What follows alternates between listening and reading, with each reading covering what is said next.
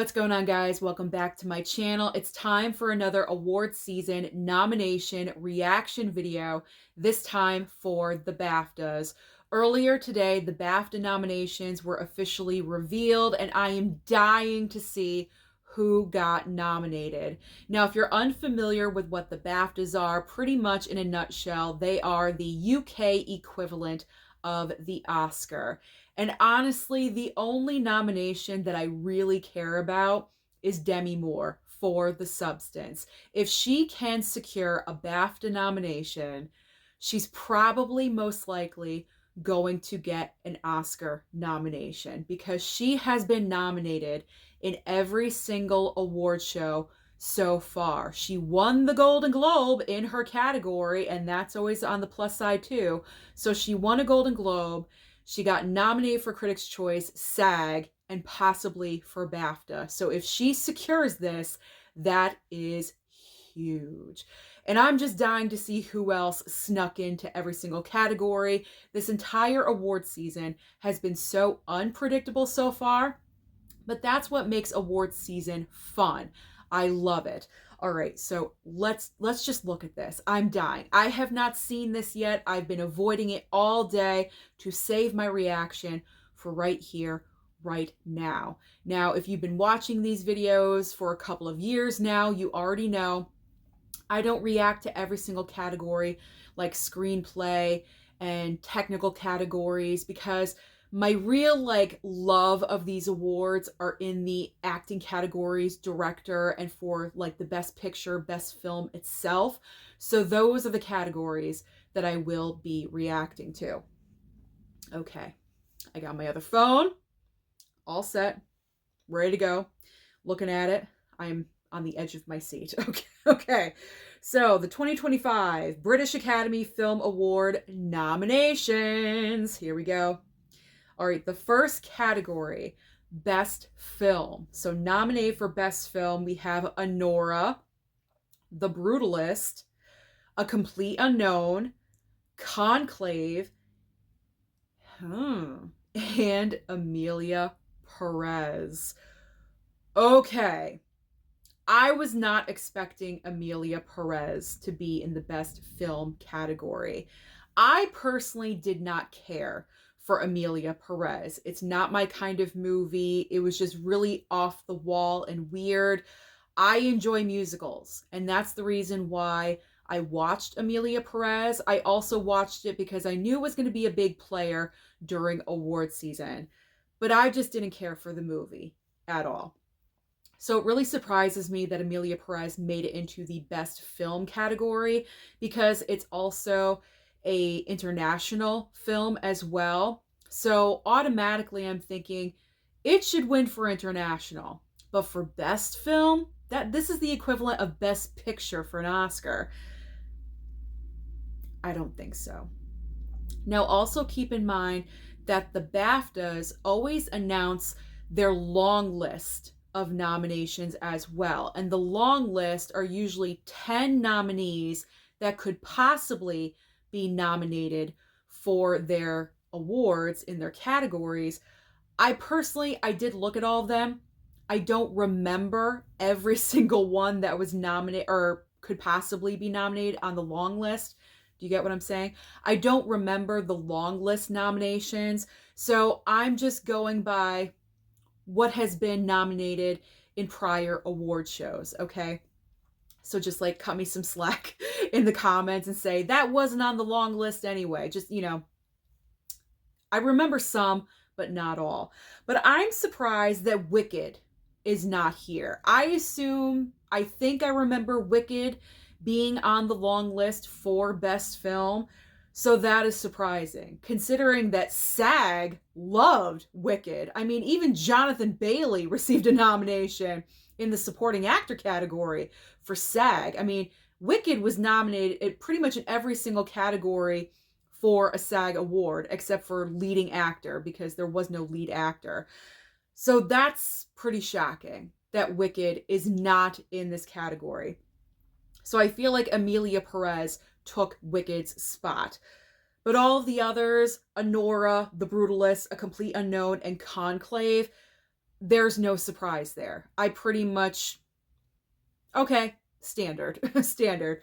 So, all right, so one shock, Emilia Perez instead of Wicked. Okay, so the BAFTAs also have outstanding British film as well. So let's just react to these really quickly. So, outstanding British film, we have Bird, Blitz, Conclave, Gladiator 2, Hard Truths, Kneecap. Do I know Kneecap? Did I ever hear of Kneecap? I don't know. I think I did. Lee, Love Lies Bleeding. That's kind of surprising. Love Lies Bleeding. The Outrun, and Wallace and Gromit, Vengeance Most Foul. Wow. What variety in the British film category. Wow. Okay. I'm not hating on this at all. It's just there's a lot of variety in this category. If I were to predict a winner, I would probably say Conclave, because if you give British film to Conclave, then there's no problem in giving best film to The Brutalist, because both are Conclave is nominated in both of those categories, so each film can win something. That would be nice. That would be nice. I feel like The Brutalist is kind of like already the front runner for like best picture of the year. So, I mean, maybe I'm wrong. I don't know, but that's the vibe that I'm getting. So, best film, I would probably say The Brutalist, and British film, Conclave. So, we'll see what happens when those winners are announced. I'm not really sure when. The BAFTAs are sometime in February, but I'm not exactly sure when. Okay, let's scroll. We got documentary, animated film. Okay, director. Here are the nominees for director. So we have Sean Baker for Anora, Brady Corbett for The Brutalist, Edward Berger for Conclave, Denis Villeneuve for Dune Part 2, Jacques Audiard for Emilia Perez, and Coralie Farget for The Substance. So The Substance has gotten in here. We have one nomination so far that I have seen. Okay, now let's analyze this. Who do we think is going to win? Well, Brady Corbett already won Best Director at the Golden Globes. So he already has something. He's already kind of ahead of the game. I'm not sure if Coralie would win. I'm thinking the nomination is the win. And I just noticed here, I'm not sure if he was on the long list, but John Chu for Wicked. I can't remember if he was on the long list or not, but he is not here. So that's a noticeable snub, because Wicked is a phenomenon. It's reached over $700 million worldwide all over. So that's a little bit surprising. I'm just going to say Brady Corbett. I think he's going to continue and just, go on and kind of like sweep everything this season, because The Brutalist, like I said, is very strong front runner for, best picture in every single award show, at least in my opinion. So I'm just going to go with Brady Corbett for The Brutalist. I think he has the best shot to win. Okay, original screenplay, adapted screenplay. We're going to skip over those. Okay, here we go. The category I care about the most, leading actress. What do we have? I saw her name. She's there. Oh my God, this is so stupid, but I'm so happy. Okay. Cynthia Erivo for Wicked. Demi Moore for The Substance. Carla Sofia Gascon for Emilia Perez. Marianne Jean-Baptiste for Hard Truths. Mikey Madison for Nora. And Saoirse Ronan for The Outrun. So Saoirse Ronan is kind of a surprise nomination, because her name has not come up at all during this past award season. Some people predicted that she would get nominated for Golden Globe category. It could have been possible, but she has not been acknowledged prior in any award show with nominations. So that's the biggest surprise. The other surprise is Marianne Jean-Baptiste. I believe she has been nominated for a Critics' Choice Award. So not super surprising, but she hasn't really shown up anywhere else. So kind of surprising. But with a Critics' Choice and a BAFTA, that kind of helps her out for an Oscar nomination. So we will see what happens there. This is very exciting, guys. This is very exciting. But the one nomination that I wanted is here, and that is all that matters, because Demi Moore is pretty much if she does not get an Oscar nomination after this, there's no justice. There really is not. She has been nominated for everything. Everything. She has to have it. She has to have it. I mean, same with Cynthia Erivo. Cynthia Erivo has been nominated for every single award show. But I don't know if the Oscars will embrace her for Wicked in the lead actress category. That's questionable. We'll see what happens there. I mean, she should, because she's been acknowledged everywhere else. I'm so happy for Demi Moore. Good for her, man. Good for her. This is her moment. This is her time. She should be getting all of this praise and acknowledgement. I'm so happy for her. I really am. I'm so happy.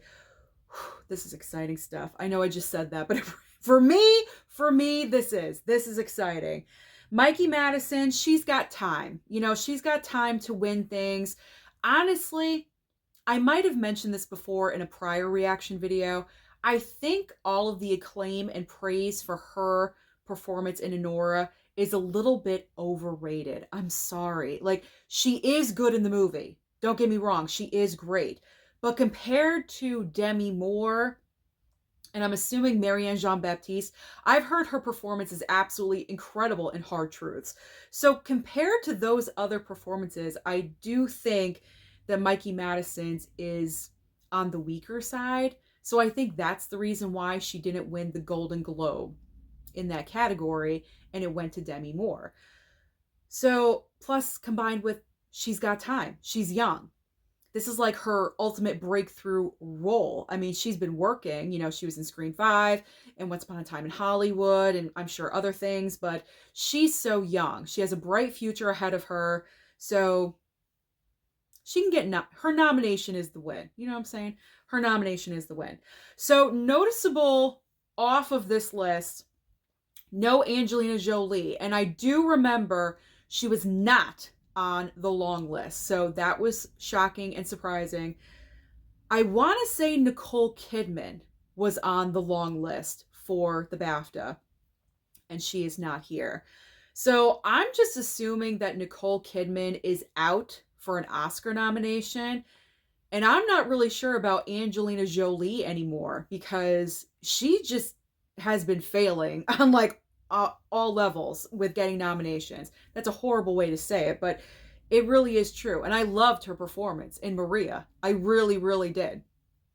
But these nominations are kind of gravitating towards the same people, and not really Angelina Jolie and Nicole Kidman anymore. So who do I think is going to win? Well, obviously I want it to be Demi Moore. Of course I do. And I'm just going to say her because I loved her performance. The Substance was my favorite film from last year. So Demi Moore all the way. Oh God, I'm thrilled. I'm so thrilled. All right, let's move on. I've dissect leading actress enough. Let's move on to leading actor. So leading actor category, we have got Adrian Brody for The Brutalist, no surprise there. Coleman Domingo for Sing Sing. Hugh Grant for Heretic. Oh my God. What? That's amazing. Ray Fiennes for Conclave. Sebastian Stan. Oh my God. Sebastian Stan for The Apprentice. And Timothée Chalamet for A Complete Unknown. All right, this is getting interesting.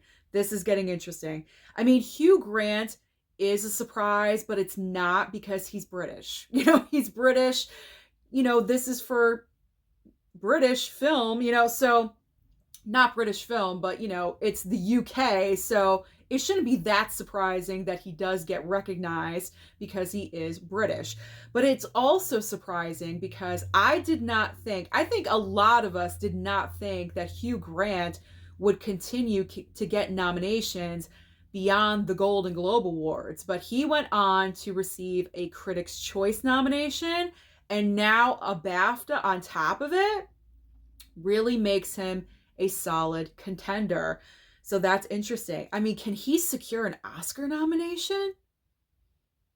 I don't know. I don't know. That would be crazy. That'd be crazy. And also Sebastian Stan for The Apprentice. I still have not seen that movie, but I heard his performance is incredible, and just the way he portrays Donald Trump is so impressive in that movie.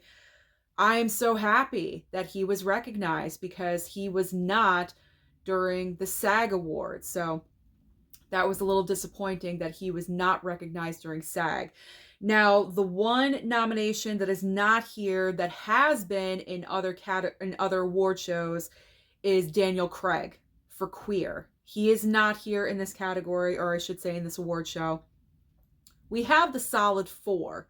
We have Adrian Brody, Coleman Domingo, Ray Fiennes, and Timothée Chalamet. I can guarantee all four of those actors will have Oscar nominations, but there is the one spot, the fifth spot, that is kind of like the wild card, and we don't know officially who is going to take that spot. It could be Daniel Craig, or it could be Sebastian Stan. I think Hugh Grant is a dark horse for an Oscar nomination. I don't think that is going to occur. I really do think it's going to be either Daniel Craig or Sebastian Stan. But this is interesting. Very, very interesting. A little bit of surprise. I love that. So, all right, BAFTA. Good job, BAFTA. Okay, supporting actress. Here we go. Here's who's nominated for supporting actress. Of course, Ariana Grande for Wicked. Felicity Jones for The Brutalist. She was not nominated for a SAG award, so now she's back in. She did get a Critics' Choice, I believe. Now she's got a BAFTA. All right, so Ariana Grande for Wicked, Felicity Jones for The Brutalist, Isabella Rossellini for Conclave, so she's back in. She missed at SAG, but now she's back in BAFTA. Jamie Lee Curtis, get out! Jamie Lee Curtis for The Last Showgirl.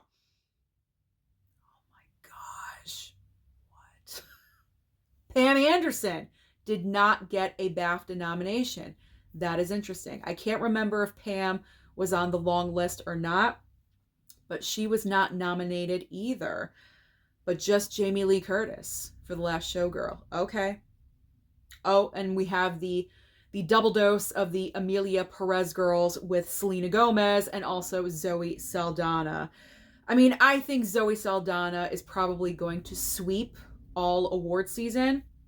However, now that we have Jamie Lee Curtis thrown into this mix, this is extremely interesting, because she did receive a SAG nomination and now she's got a BAFTA nomination. Is she going to receive another supporting actress nomination for the Oscars? I don't know. Possibly. I think Ariana Grande is pretty much a lock for an Oscar nom.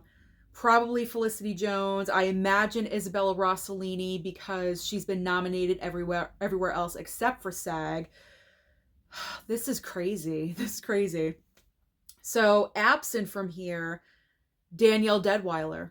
There's no Danielle Deadwyler. I'm not sure if she was on the long list or not, but she's not here. And then Margaret Qualley, the other half of Demi Moore from The Substance, is not here. So that is noticeable as well. They went with Selena Gomez and Jamie Lee Curtis instead of those two. And no one else from a complete unknown either. So, all right. Jamie Lee Curtis, that is the shock of the supporting actress category, I must say. Is she going to get a second Oscar? Oh, I did see the movie. I saw The Last Showgirl. Jamie Lee Curtis is the scene stealer of that movie, let me tell you. You get invested in her character, so she is doing her job in that film. It could happen. I don't know. It could happen. I mean, I would rather see someone win that does not have an Oscar yet, but man, okay. Supporting actor. Is this the last category? I think it is. I'm scrolling just to see. Yeah, because everything else is technical and animation and all of that. Okay, so supporting actor category is the last category I'm going to react to. So nominees are Clarence Macklin for Sing Sing. So his nomination was not at SAG, but he did get in here, so good for him. Edward Norton for A Complete Unknown. Okay, so I was wrong. A Complete Unknown did get another nomination. That's good. Guy Pearce for The Brutalist. Jeremy Strong for The Apprentice. So that's awesome. We have Sebastian Stan in leading category and Sebastian Stan and Jeremy Strong in supporting, both for The Apprentice. That's good. Kieran Culkin, A Real Pain, and Yura Borisov for Anora. So no huge surprises here, because I think going forward to the Oscar nominations, I feel like Edward Norton is a lock, Guy Pearce is a lock, and Kieran Culkin, and I think Yura Borisov is going to be a lock as well, because his nominations, both of them, Kieran Culkin and Yura Borisov, have been consistent the entire award season so far. So Jeremy Strong, I'm not really sure what's going to happen with him for an Oscar nom. And then Clarence Macklin has been on and off nominated. So he's not necessarily a lock either. It could happen. Who knows? There's only 5 slots for the Oscars. So we will see. But the others are pretty much locks. And I think it's going to be Kieran Culkin. This is like the one performance that is going to sweep every single award show. I feel like Kieran Culkin in the supporting actor category is just going to take it every single award show. That's going to be the one consistent factor every single time. So that's my thoughts about that. I did not predict supporting actress category. Who do I think is going to win supporting actress for the BAFTA? Well, I was starting to say Zoe Saldana, but then with the Jamie Lee Curtis, I think it's between those two. Because I think Selena Gomez, the hype for Zoe Saldana is higher than Selena Gomez. So if they're going to award someone from that movie, it's going to be Zoe Saldana, not Selena Gomez. So I think Selena Gomez is out. And then Ariana Grande, and also with Cynthia Erivo, let's not forget, we have Wicked Part 2 this coming year. So they could always walk away with awards next year for Wicked Part 2. So that may be a factor in deciding as well. We got to think about that. We got to remember that. So Felicity Jones, I'm not really sure. I haven't seen The Brutalist, so I don't know how great her performance is. And then Isabella Rossellini is great in Conclave. She's not really in a lot of the movie. She's got like a strong 10 minutes maybe, and that's it. Difficult. It's between Zoe Saldana and Jamie Lee Curtis, I think. I think all of a sudden this surge that Jamie Lee Curtis is getting is going to be behind her.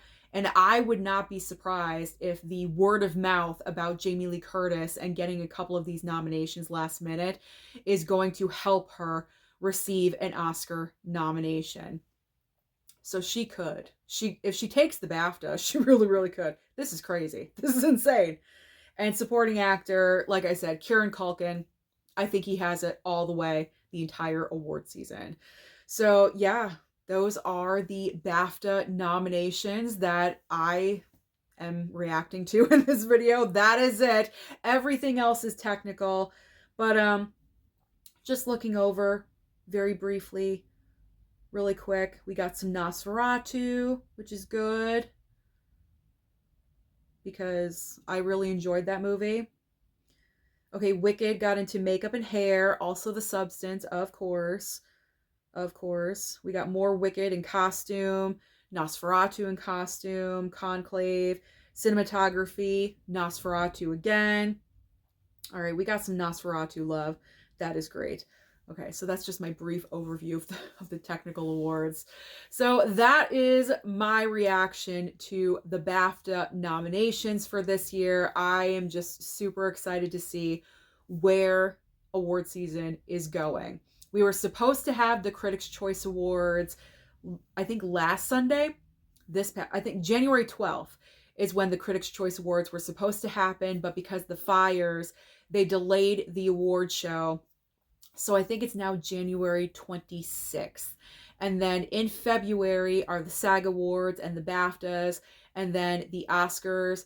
The Oscar nominations have also been delayed. They were supposed to be revealed the 17th, which is in just a couple of days, but they delayed it to the 19th, but then they delayed it again because of the fires. So the Oscar nominations are going to be revealed as of right now, January 23rd, which I believe is a Thursday. So I, of course, will be reacting to those Oscar nominations, rooting for Demi Moore, and the Oscar award show is still going to be scheduled for March 2nd.